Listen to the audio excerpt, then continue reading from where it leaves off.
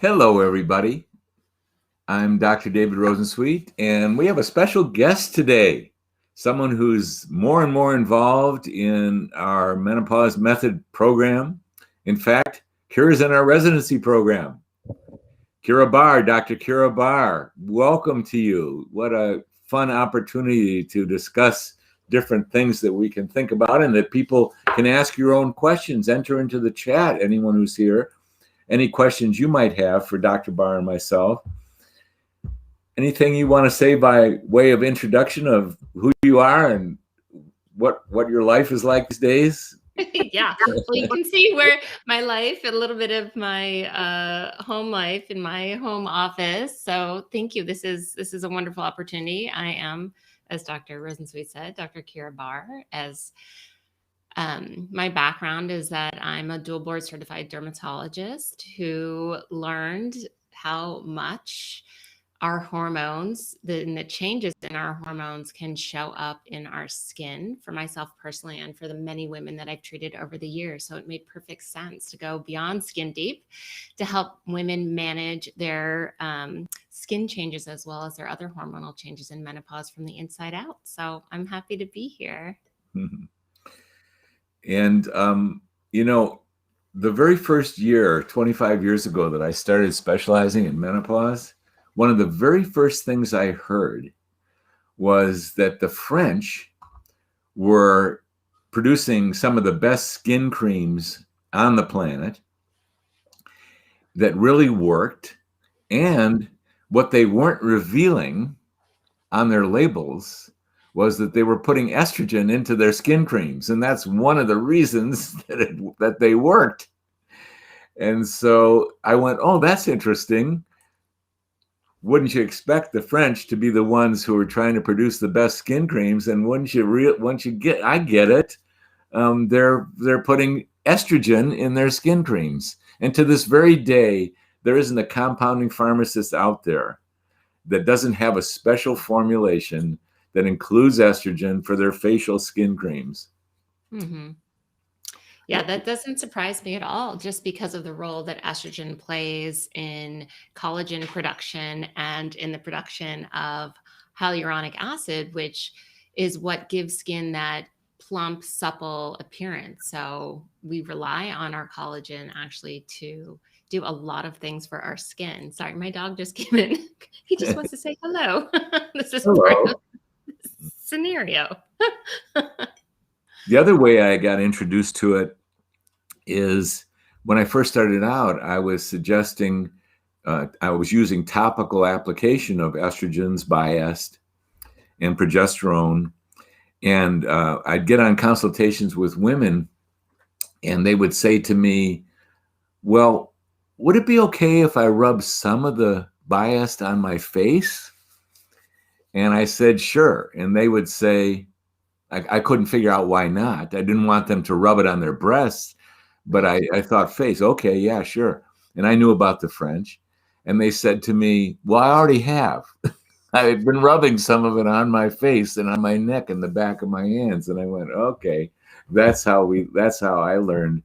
Women, once again, taught me how to do this. And when you think of the skin of a female adolescent and the difference between that and a 60-year-old woman who's not using any hormones, the skin is so different.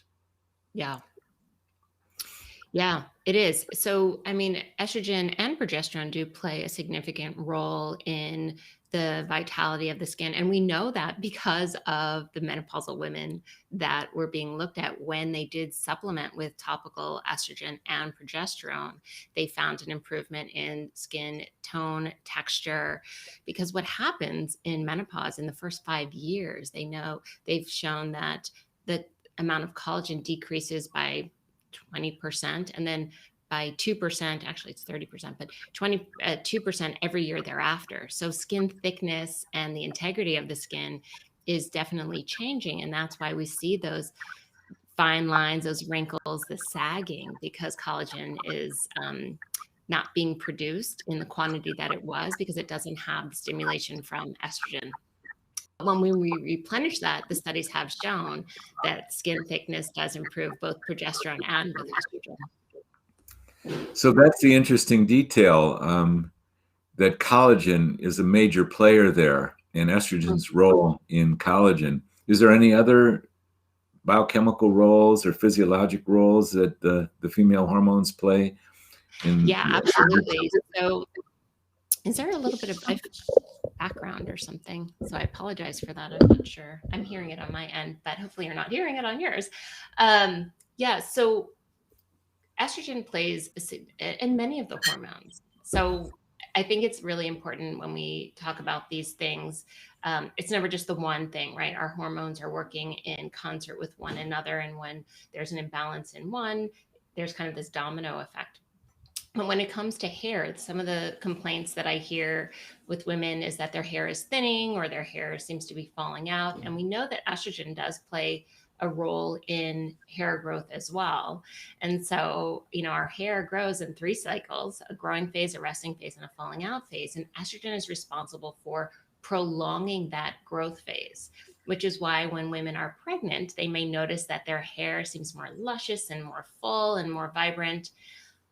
When they deliver that baby, the hair then shifts into that falling out phase, and you notice that shedding. Well, a similar scenario is happening when we're entering into the menopausal phase of life. Without that estrogen stimulation, that growth phase is just not as long. And so women may notice that their hair seems less dense, maybe shedding a little bit more. And there's also a role that progesterone plays, because progesterone is, has a very close interaction with our androgens, the testosterone. And especially on the hair follicles, one of the things that women complain about is that they notice they're getting hair on their face, those rogue chinny chin chin hairs, but they're losing hair on their head. And that has a lot to do with progesterone and your testosterone. Because normally, when progesterone is in adequate levels, it prevents testosterone from being converted into its more potent form, dihydrotestosterone, which binds to those hair follicle receptors with a lot of affinity, like really strongly.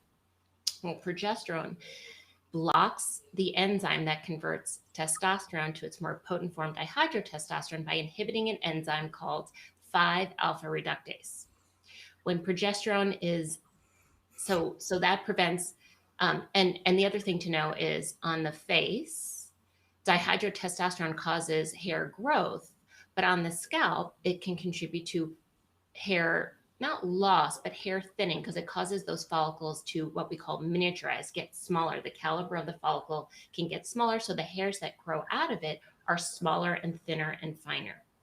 So without the influence of progesterone to block that conversion, now you're going to get hair growing on your face, because that dihydrotestosterone can just do its thing uninhibited, and the same thing on the scalp. So that is why in menopause, and even before then, in the perimenopausal phase, as progesterone is dropping, and we know it drops at a more precipitous rate than your other hormones, you'll start to notice maybe some hairs on your face and your hair thinning on your head, similar to male pattern baldness. We call it female pattern baldness or androgenetic alopecia. Very long-winded answer, but yes. Well, I love it. I love it. Because for one thing, we're talking about a very significant detrimental issue that comes up for so many women as they're entering menopause, and it almost seems mysterious. And it's wonderful to hear directly from you some of the molecular details here and the biochemical details.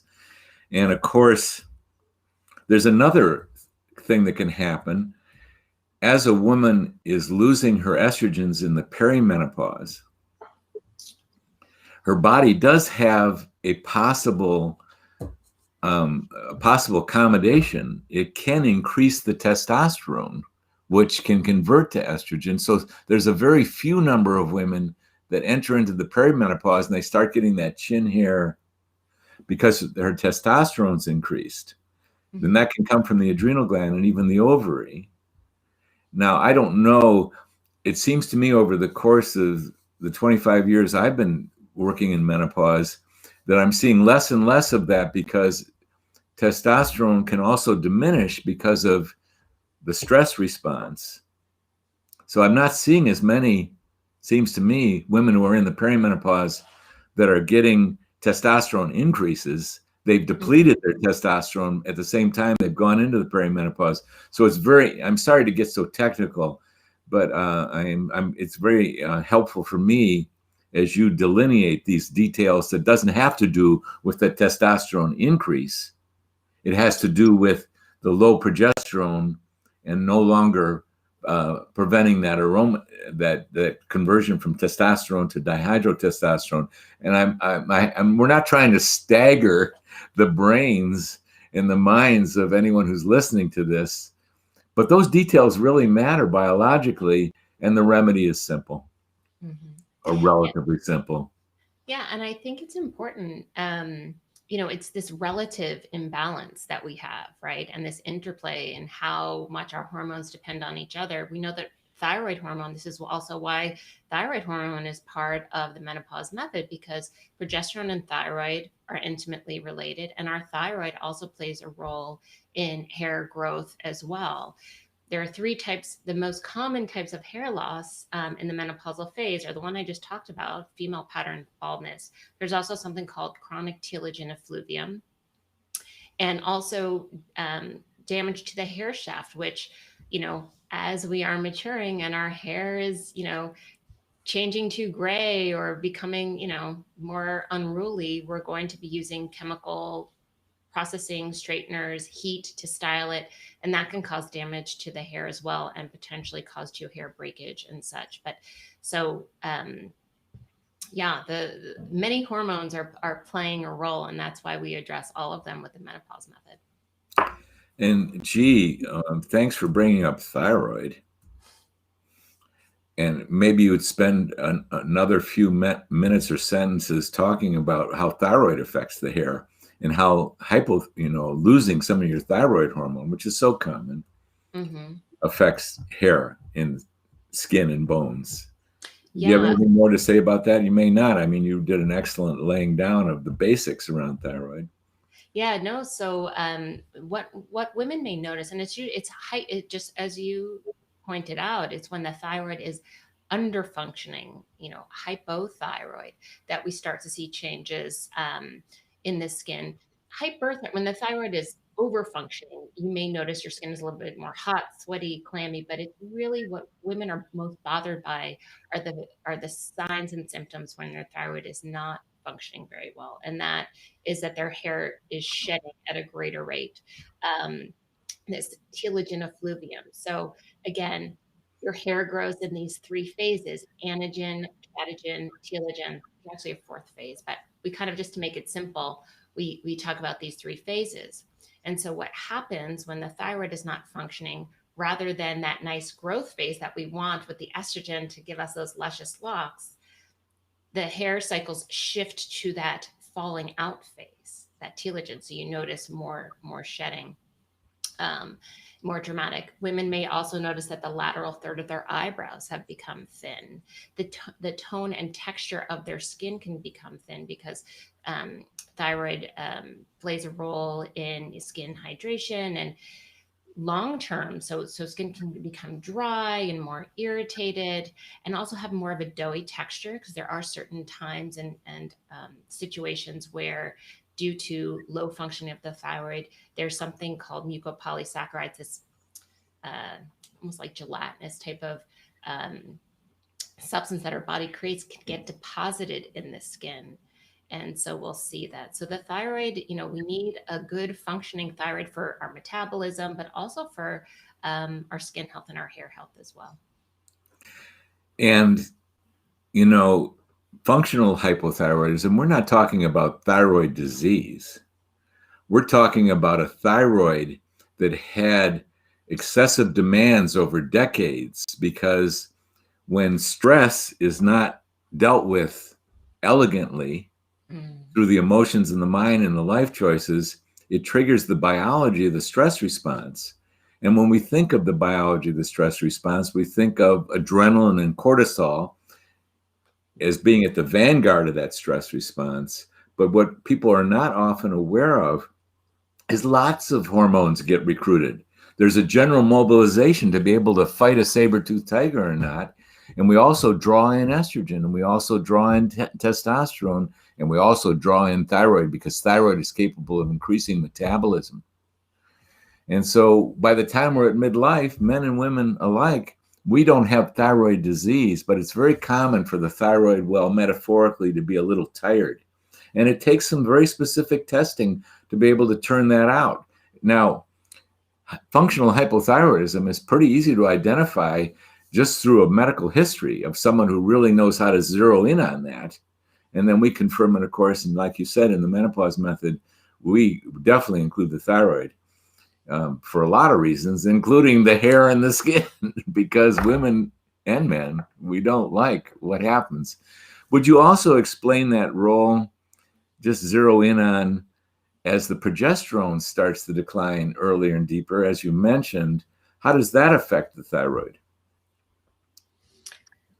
Well, yeah, the progesterone and thyroid are intimately related. So in terms of what we've talked about, with the progesterone needed to have that temperature, like that boost in the metabolism, the temperature spike, and it's interestingly looking at, especially with hair growth, there was a role that the mitochondria play, like making sure that because the mitochondria are the powerhouses of our cells, and so when there's not sufficient nutrition and resourcing for the mitochondria, that also influences how progesterone and thyroid function with regard to hair growth. But I don't think that's what I answered your question. That just stimulated something where there is recent research looking at progesterone and thyroid and the role that the mitochondria play in terms of boosting the metabolism of the cells. That is important for skin function and hair function. So now I am aware that Dr. Barr and I are diving deep into the biochemistry, the physiology, and I want to take us back to what is important for women to know. Here's the most important thing. There's remedies for this, and they relate to replenishing hormones and addressing all of the hormones. It's not the only story. We haven't even touched upon nutrition and the growth of the hair and the health of the skin, and we will touch a little bit on that. But the remedy is find someone who really loves this stuff. You want to find a healthcare provider that's capable of prescribing ovarian and thyroid hormones, a doctor, a nurse practitioner, a physician's assistant. And your job is not, you don't have to learn all this. You don't have to get into these details, but here is your job.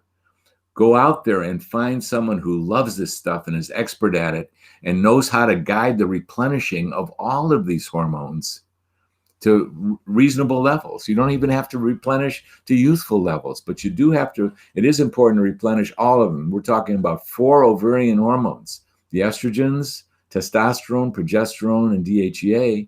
And we're talking about thyroid hormone as well, because these relate intensely to the health of your skin, the health of your hair, the preservation of your hair and skin, along with a zillion other things that matter deeply: your arteries, your brain, your libido, your vagina. Oh, we mentioned in the title to this, we were talking about the vagina. So I don't want you to think that you need to know these kind of details, but you do want to find us. Your job is to go shopping until you find someone like Dr. Barr, who loves this stuff and knows what to do about it. So any comment, since we did list this in the title, about the health of the vagina? yeah, I think it's the vaginal skin, the vulvar skin.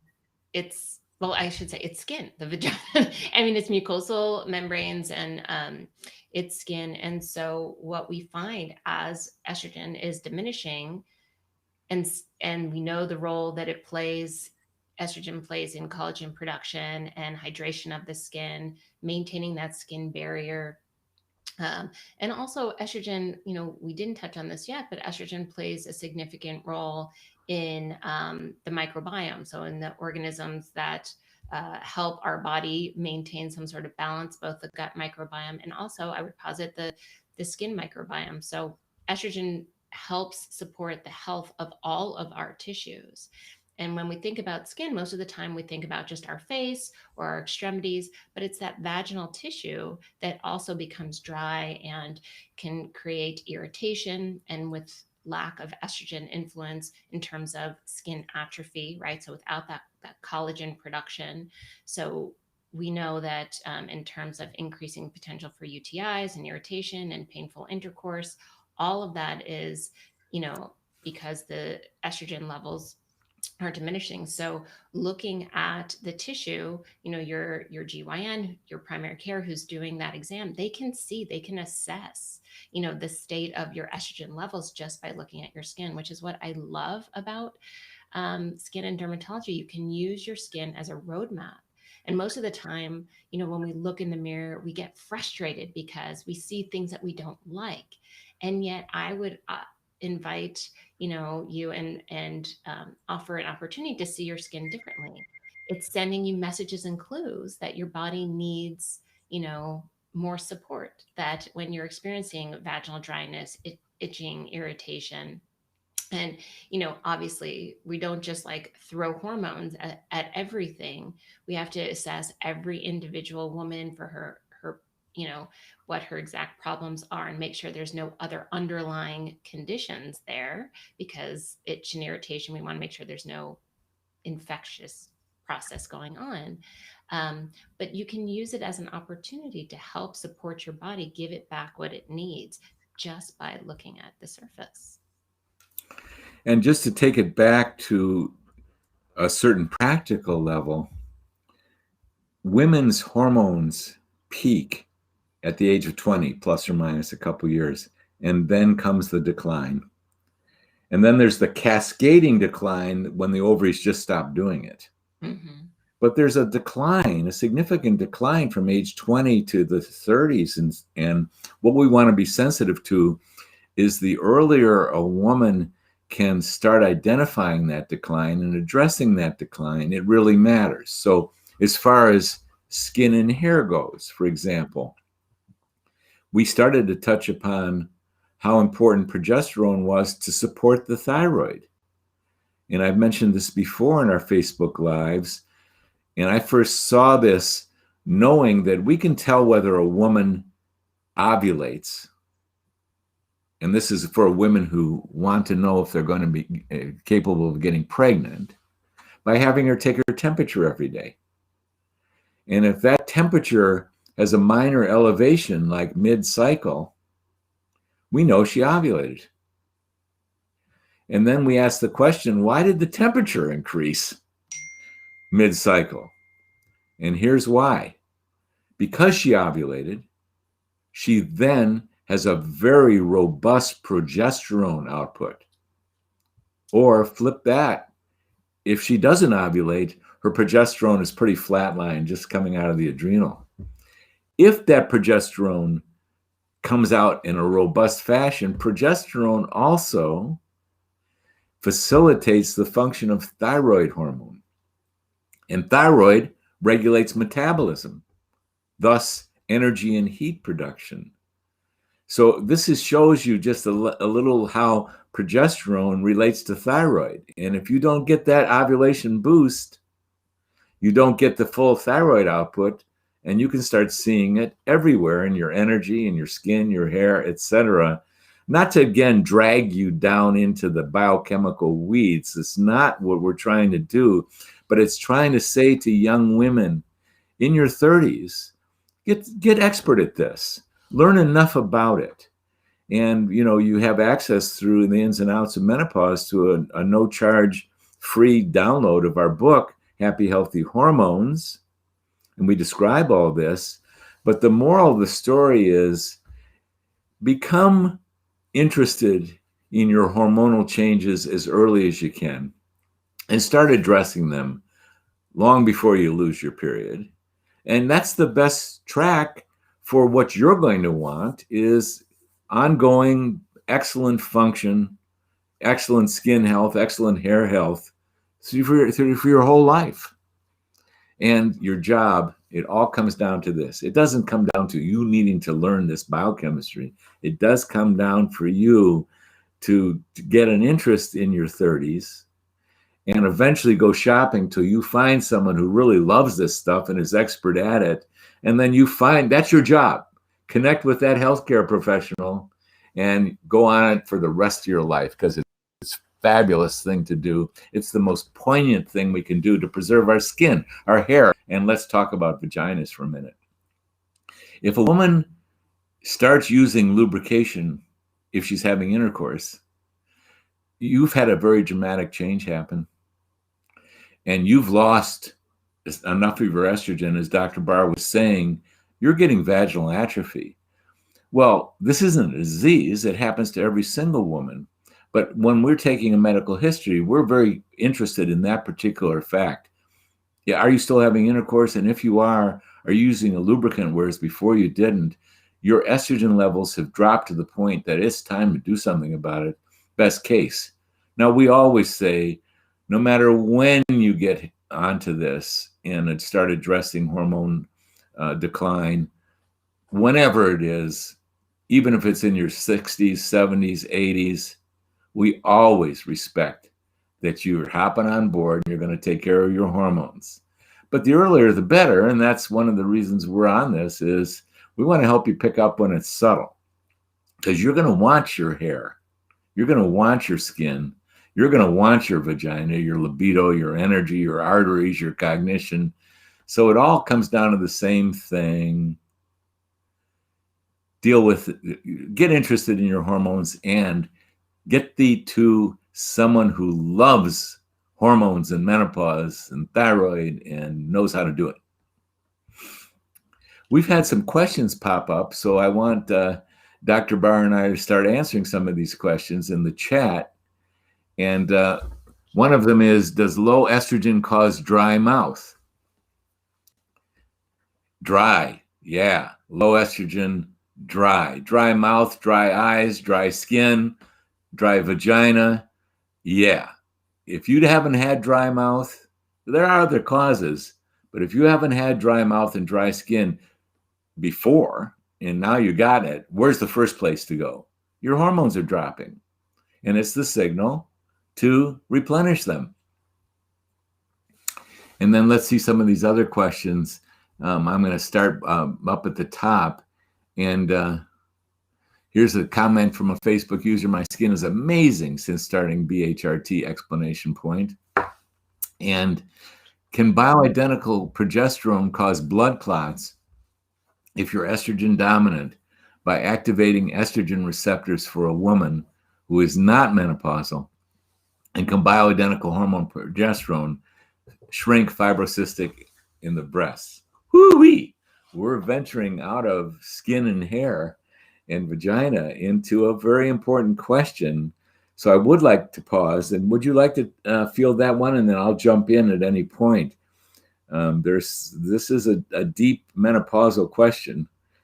And well, I'll let you, because admittedly I was reading the chat and I didn't hear the full question. sure. I started talking about progesterone and blood clots, but I missed the second half, so I apologize. Well, here's the general. Hormone imbalance really matters, and it can start early. And the remedy is hormone balance. And, oh, you're talking about blood clots. Where in the world did that subject come up?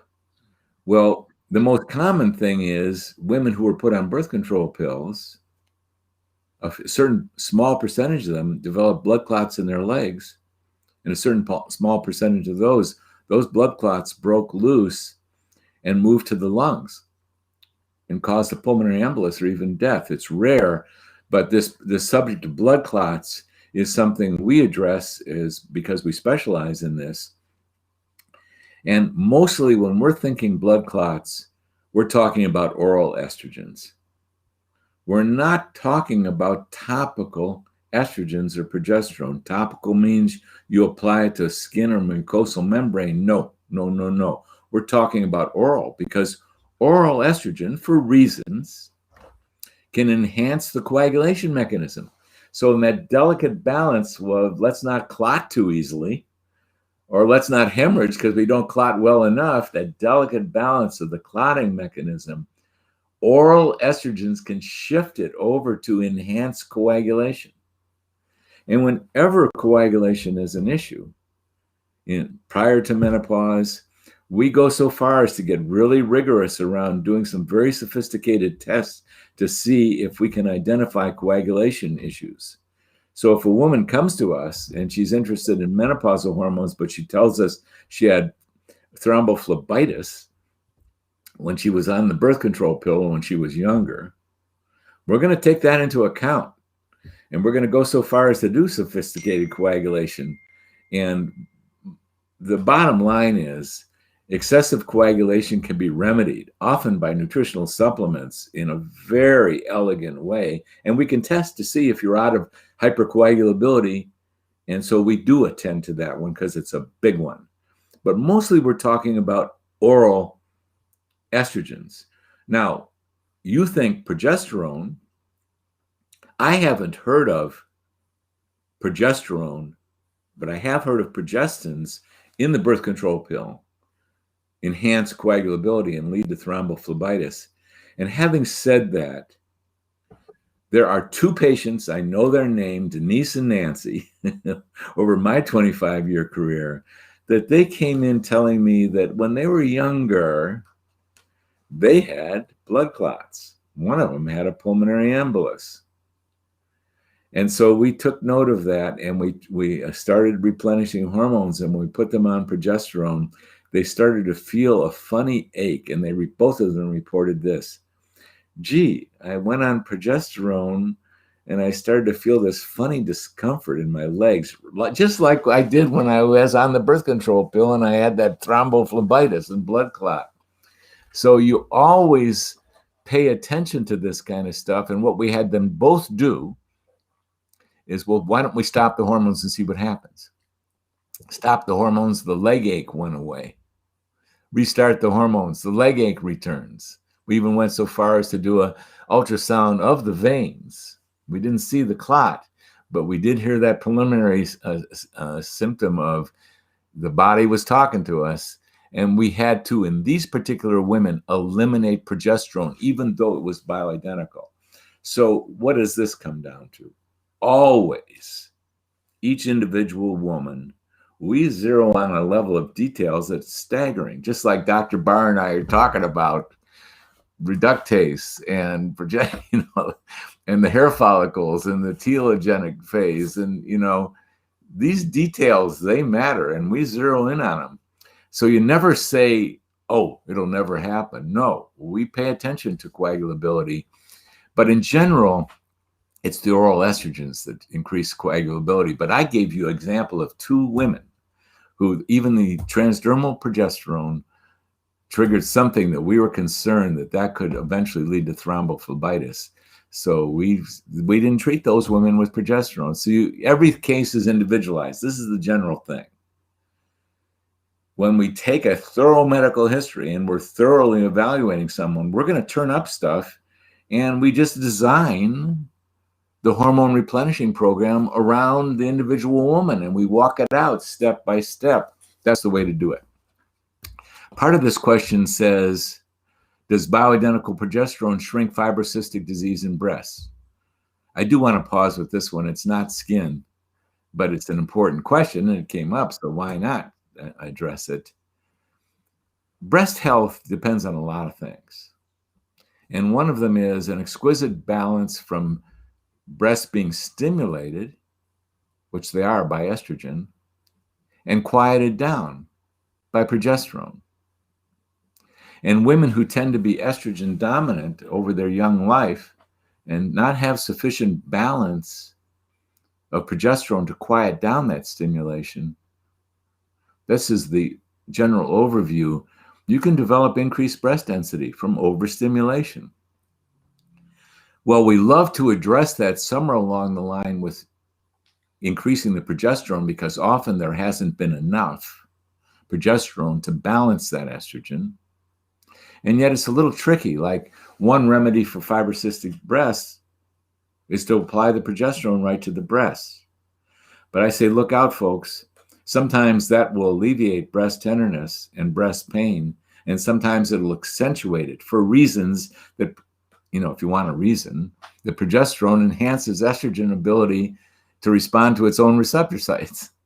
These are intricate. What's the moral of the story? Link up with someone who really knows what they're doing, and we figure it out together, like we do in the menopause method.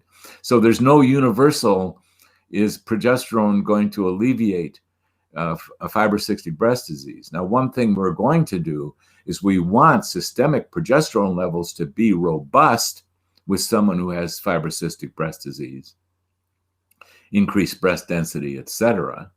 And there's several other moving parts. Iodine plays a role, how you're metabolizing the estrogens plays a role, and oh my, how skillful are you at addressing the stress in your life? We're not here to get rid of stress in human life, but we are here to improve your ability to not trigger the biological stress response, but to have emotional tools and mental tools and life choicing. Is that a word? Life choicing tools. It is for today.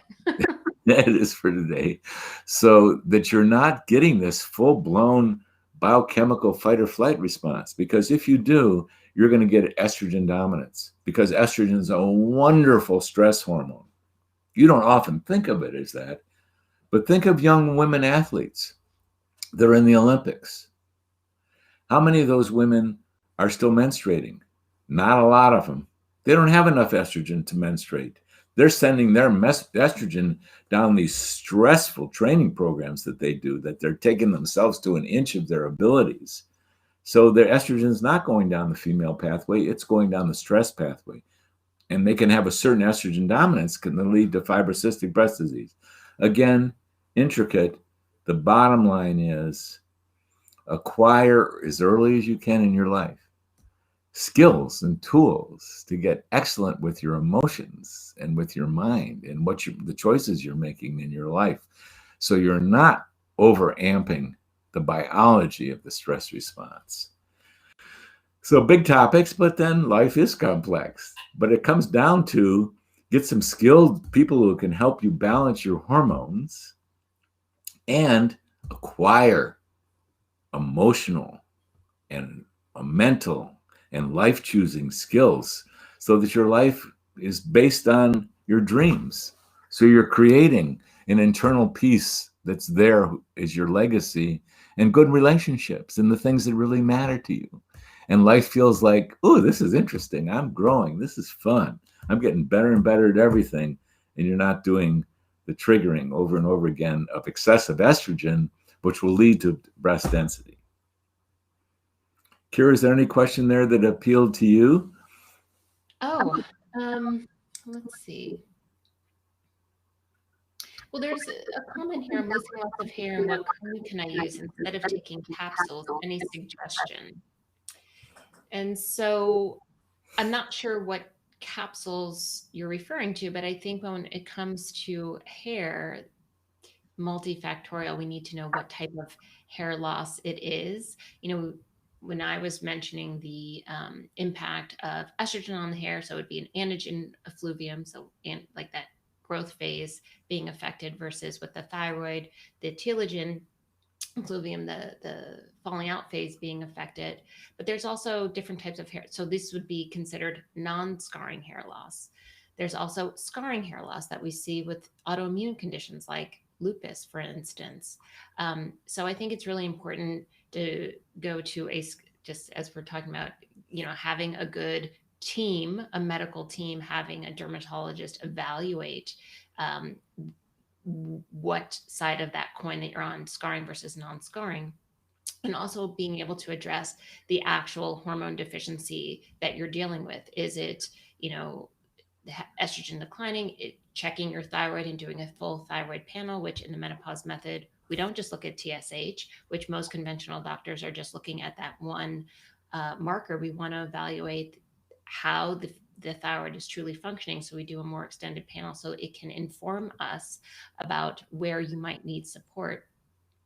In terms of creams, certainly in addition to replenishing your hormones, there are certain products on the market that can help stimulate your hair follicles. One of them is minoxidil, and that really is working on that testosterone to dihydrotestosterone conversion and blocking that 5-alpha reductase. So it's just to help support what your body is doing naturally. And then there are other remedies as well that are newer, like low light laser therapy or protein-rich plasma injections. But again, it's really starting from the inside out and looking at your hormone and the hormone balance. Yeah, that's always the first line here is your hormones are out of balance and they're depleted. So let's replenish them and get that balance individualized to you and then go from there. Yep. I can't read a lot of these. Here's one call from Bobby that she's asking, do you need testosterone for stress incontinence? Would you like to start with that, Keira, or should I jump in on that one? Well, I think that's an interesting question. And just like everything else, it's multi-layered, right? It's never just going to be that one thing. What we know about testosterone and the role that it plays in terms of the integrity and strength of your muscle tone, testosterone we know is so important because as it diminishes, we run into what we call sarcopenia, where the muscle essentially is what is the word I'm looking for? Disappears. It disappears, right? I'm like, it just you lose muscle. And so testosterone we know is important, especially for the pelvic floor and for bladder health because of that levator ani that helps support the bladder. And so testosterone does play a role there too. Again, you also need your estrogen to make sure that in terms of the urethra and when there's vaginal atrophy, and that can cause irritation, which can potentially contribute to urinary frequency and incontinence. So again, it's multi-layered, but testosterone does play an important role there as well. And I would also add that strengthening that pelvic floor, and maybe you need pelvic, physiotherapy, but it does start with an overall balance of your hormones, and testosterone does play a significant role in that. But I wouldn't say testosterone in isolation. It has to be in this beautiful symphony of rebalancing all the hormones. I'd like to linger on this one a little bit because this is one of the most important things for men and women. And so because this is about women, I want to tell you a story. I'm a senior medical student. This is 1968. We're hearing lectures, and we hear this noon lecture from a gerontologist. This is someone who specializes in the elderly. And this gerontologist is saying to us senior medical students, wow, you all know 1,000 diagnoses. Congratulations. And let me tell you what's happening to older people. They're losing their muscle by a process that we name sarcopenia, and eventually they cannot stand or walk with stability, and they fall onto their osteoporotic bones, and they fracture them and they die, because back in 1968 they were. So you want to do something for the elderly, handle that sarcopenia and that osteoporosis. No remedies offered at that time. Here's why. If you go to a beach and you look at the thighs and calves of the elderly, you will see that they're much thinner. Or maybe you'll look at your own calves and thighs. Or maybe you'll go into a squat and see if you can stand up. Or maybe you'll notice flab in your triceps area. The loss of muscle is one of the most significant things that happen as we grow older. No. It happens because of lack of exercise and lack of androgens. And the queen of the androgens is testosterone. And as Dr. Barr was mentioning, this affects you in a zillion ways. The loss of testosterone, I think, in replenishing female hormones, testosterone replenishing, which is not, again, a male hormone, it's a human hormone. Replenishing testosterone is one of the most significant long-term things we do. And Dr. Barr mentioned it. There's a muscle It's a really amazing muscle that's at the floor of your pelvis. It's called the levator ani. We can all identify our levator anis right now by closing our eyes and squeezing our anus and relaxing it. And squeeze your anus and relax it. That's the levator ani, but it's holding up your bladder, your vagina, your uterus.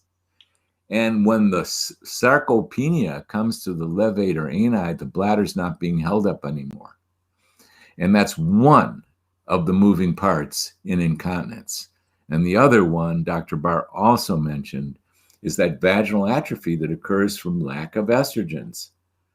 And like Dr. Barr said, since the bladder empties into the vagina, you can get irritability of that tube called the urethral meatus in the urethra, and you get chronic bladder infections, and you can get that adds to the incontinence. You don't need to know all this technical stuff. Here's what you need to know. In your 30s or 40s, or God, whenever you can think about it, get thee to a hormone expert and replenish these hormones from that moment on and for the rest of your life, and do it right. And then if you're working with someone who really knows what they're doing, you will not get into sarcopenia and osteoporosis and vaginal atrophy and loss of skin and hair and all that stuff. So as early as you can get to it, your job, find an expert. We in the menopause method, we non-humbly declare we are one of those folks. They're out there. These people who really care about menopause and hormones, we're out there. And your job is simply this: find one that you like, that you trust. Go on those hormones. And I'm on hormones. As a male, I started losing my testosterone, but I know what happens in the long run. So what did I do? I started taking topical testosterone along with a couple other goodies.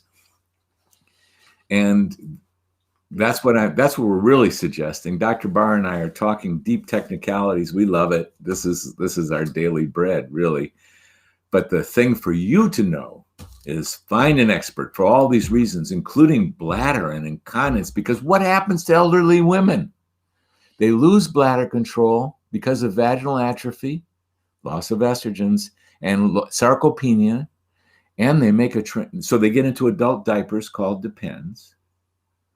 And go to your local supermarket and see much shelf geography is being taken up by Depends, the adult diapers.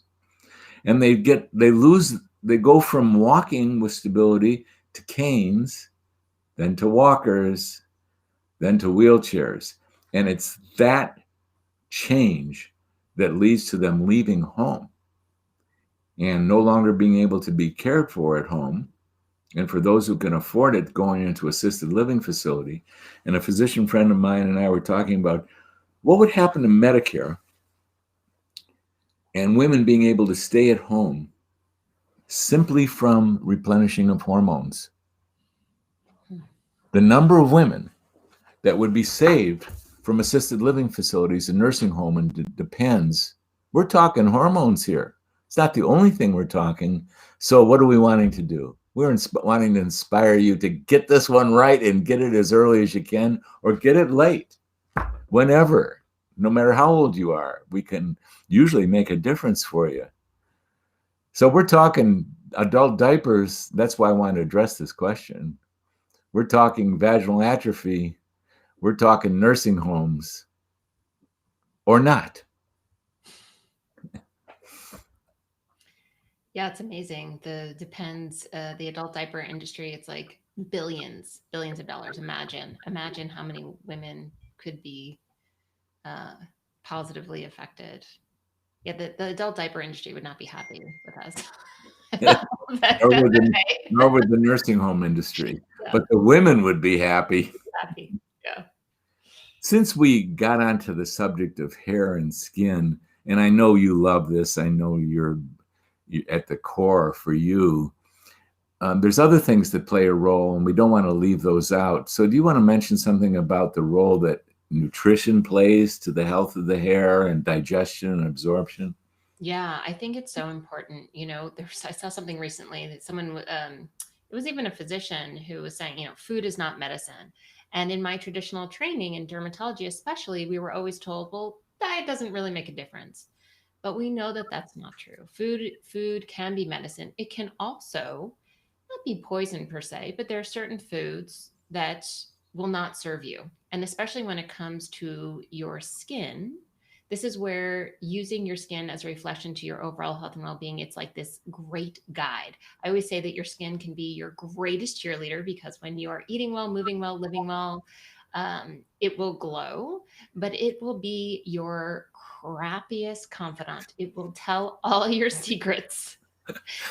And so, when it comes to the health of your hair and the glow that you want to get for your skin, there are really three ways to think about how to eat. Number one, sugar. So eating foods, a diet that's low in sugar is key. Number one, because we know sugar contributes to inflammation throughout your body. For your skin specifically, and then there's that whole, insulin and sugar spike, and this can just it can trigger hot flashes, and just for so many reasons. But for your skin specifically, sugar contributes to formation of something called advanced glycation end products. Glycation is a process that happens in the body. What happens with the skin is that these advanced glycation end products that sugar contributes to forming is that they bind to your collagen and elastin, that supportive tissue that gives it that support and that youthful appearance. Well, when sugar, creates these ages age you, because these these accelerated glycation end products bind to the collagen and elastin, cause them to be more rigid and friable, and so the collagen and elastin, they break. So not only is sugar contributing to kind of destruction of the supportive tissue, it also, because of the inflammation that it causes, it also prevents its repair. So for the youthful appearance of your skin, sugar is probably one of the worst things. The other thing is antioxidants. So antioxidants in the form of your fruits and your veggies. So those phytonutrients that are in your food. For your skin in particular, vitamin A from your carrots, like you're eating the rainbow. Vitamin A, vitamin C, vitamin E, selenium, vitamin D. All of these are really important for your skin health. And selenium is, we were talking about the thyroid, and selenium is a key mineral for the health of your thyroid as well as for your skin. And so foods that are rich in selenium, Brazil nuts are a great one, and omega-3 fatty acids. So are really important. So from your wild caught salmon and sardines and walnuts and flax. So low sugar, rich in antioxidants, and those And are those are I want to put in a plug for a couple other things. And oh yeah, my God, this hour just sped by. yeah. But Dr. Barr is so much a part of the menopause method that this does not have to be the only time you're here, because I'm seeing like we're just opened up Pandora's box here. The only other thing I want to mention around nutrition is that as adults, gradually over time, we lose the ability to digest and assimilate the very things that hair and skin are made out of. Hair, protein, and minerals. Oh, these are some of the most challenging things to digest and assimilate. So very often we want to get into replenishing, enhancing digestion through chewing and through even adding digestive enzymes and hydrochloric acid. Oh my God, we've opened up Pandora's lid again. And I would like to refer you to iwonderdoctor.com, because we talk about digestion and assimilation. But gee whiz, Dr. Keira Barr, fun. And oh my God. Well, we have daily or weekly contact. I would love to do this again, because I see this is something we've got a lot of questions that we did not get to today. So just know, if Dr. Barr is open to it, we'll have her back and we will continue to answer your questions that relate to menopause. What do you think, Keira? You don't have to answer them now. No, I would love to. I was just, it's so multi-layered. We were talking about stress, and I think that plays a significant role in, it's not just what you eat, it's how you approach your food and your relationship to food, and and the role of estrogen on the gut. I mean, there's so many layers. I think we have to come back and talk more about that because I could just keep going. There's just so much, and it's so fun. It's so fun to know that how our hormones can play such a significant role in our overall health and well-being. And the beautiful thing is we get to control that. We get to take back, our health. And when you, as Dr. Rosensweet was mentioning, when you see these signs, when you notice, it's our opportunity is starting, early to be able to take control and rebalance our hormones so that we can truly thrive, not just feel like we're surviving in the second phase of our life. Everybody will definitely. Dr. Barr is an integral part of our whole program, so she and I will come back, and I took a screenshot of a lot of these questions, and we'll have starting points from there, and of course through Carolyn Shapiro's In and Out of Menopause. Facebook, you can submit questions to Carolyn, and what fun. And Keira, thanks so much. And oh, my pleasure. That's always fun. A pleasure. Always a pleasure. And to everybody out there, thanks for joining us. And we're back here every Tuesday and Thursday at 10 o'clock in the morning, and then Dr. Barr is coming back. All right, everybody. Best wishes to you all. Thank you, Keira. Thank you so much.